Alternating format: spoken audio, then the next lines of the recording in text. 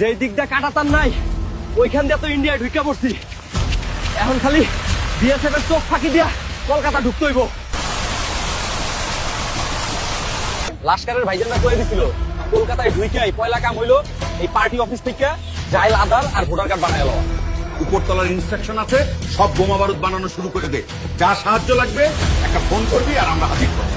এবার আমাদের টার্গেট দিল্লিতে বড় মাপের কিছু একটা ঘটানো।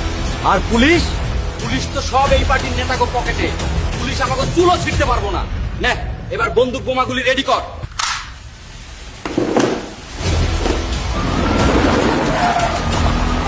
পকড়ো সালো কো।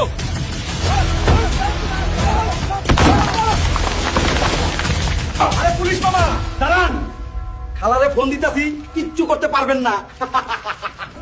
हम तेरी बंगाल पुलिस नहीं है जो पार्टी के इशारों पे देश को खतरे में डालेंगे। हम दिल्ली पुलिस हैं, चल अब हमारे साथ। খোদ কলকাতায় লস্কর জঙ্গি পিসি ও তার পুলিশ যখন তোষণে ব্যস্ত, দিল্লি পুলিশ এসে বাঁচালো দেশ। ভোটের লোভে দেশের সুরক্ষা নিয়ে ছিনিমিনি খেলা এই দেশ বিরোধী সরকারকে অবিলম্বে উৎখাত করুন।